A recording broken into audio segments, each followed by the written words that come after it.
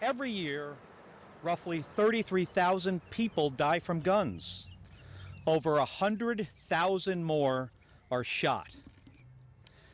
This is the worst case scenario.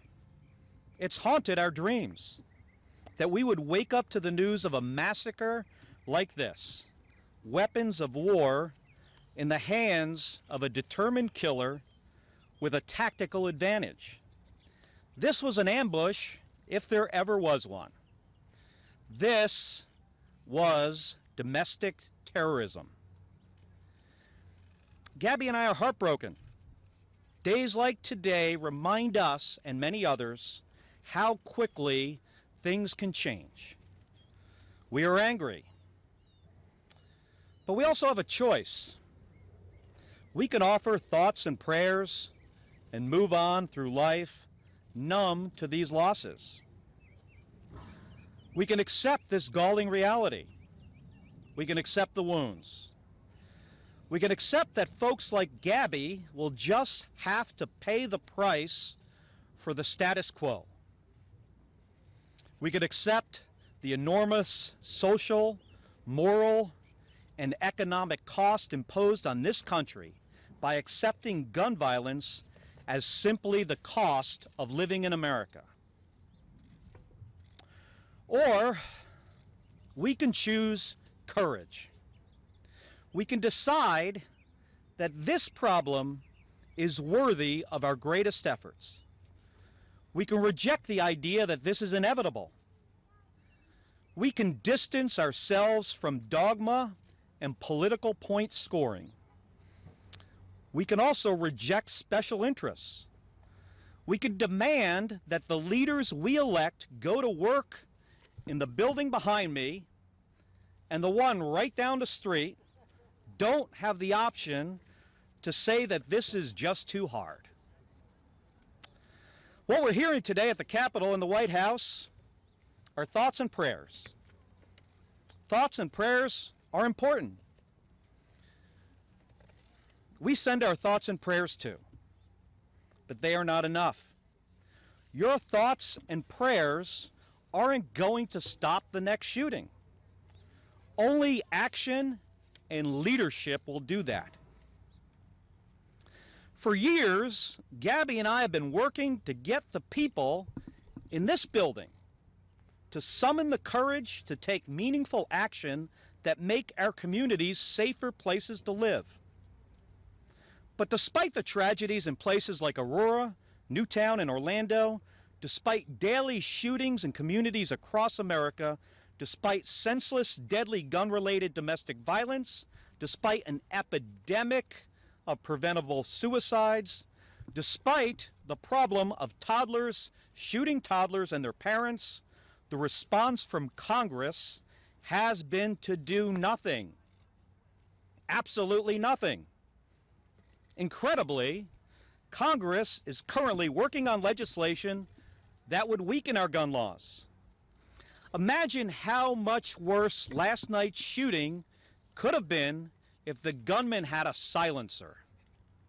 Imagine the confusion for first responders if they arrived on the scene to a bunch of civilians wielding their own guns, attempting to return fire. Imagine the gun lobby's version of society. Everyone armed, everyone out for themselves, everyone at risk all of the time. Folks, that's just going backwards. We do not have to live this way.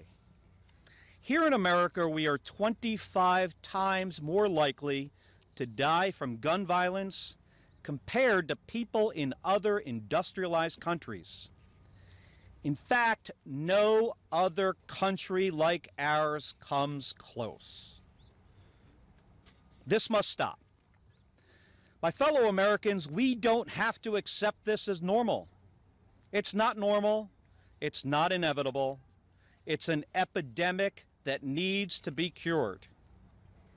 And we need to marshal every resource and make every effort to stop people from dying. Make no mistakes. There are steps that they can take today to address the over 33,000 gun deaths that occur in our nation every single year. If we want to make our country safer, we can't just be working to defeat bad legislation like federally mandated concealed carry and the deregulation of silencers. We must be working to pass good legislation that keeps extremely deadly weapons out of the wrong hands. But in order to do that, we, you, must demand leadership. We need a president who recognizes that we have a gun violence problem and will work towards solutions. Americans need more than our president's prayers. We need his plans. We need a Congress that will stand up to the special interests, look at the evidence, and act to save lives. Public safety must be our top priority. Gabby and I are in D.C. today because we had planned on joining Ralph Northam, candidate for governor of Virginia, on the campaign trail, talking about how to keep our community safer. It's because politics matters. Who we elect matters. Don't let anyone tell you not to talk about politics when we talk about guns. Gabby got into politics because she wanted to govern. The people we elect will either take us backwards, condemning us to many more days when we wake up to more carnage and more lost lives, or they will take us forwards towards a safer country. Here are a few things that our leaders can do and should do today that will keep Americans safer. Pass universal background checks to make sure everyone gets a background check before they obtain a gun. The studies are clear. Where these laws are passed, fewer people get shot. Where they have been repealed, murder and violence has increased. Subject the sale of the most lethal weapons to stronger oversight and regulation. You can buy an AR-15 in a parking lot with no background check at all. That's crazy.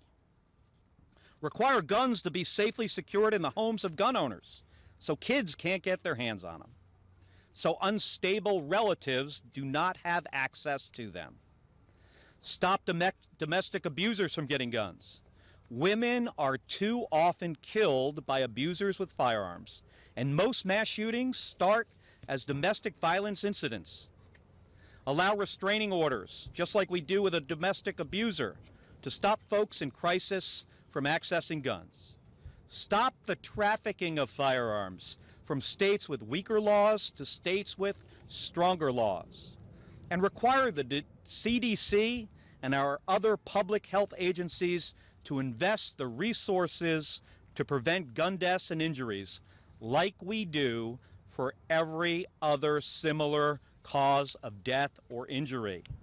And as a first step, Congress, and we're calling Congress to do this, to establish a special commission, equal parts Democrat and Republicans, to come together towards solutions that will save lives.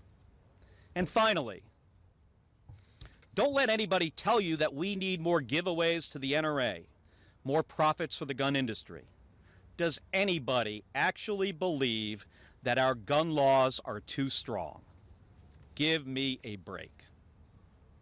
Action to save lives is the only acceptable moral course for our country. Without action, we are asking one person to be the next person, to die because of our weakness to address evil, and then another, and then another, and then another. Gabby? The nation. The nation's counting on you. All right. Thank you. Thank you, everybody. Do you want to take a couple questions? Yeah, I'll take some questions. Mr. Kelly,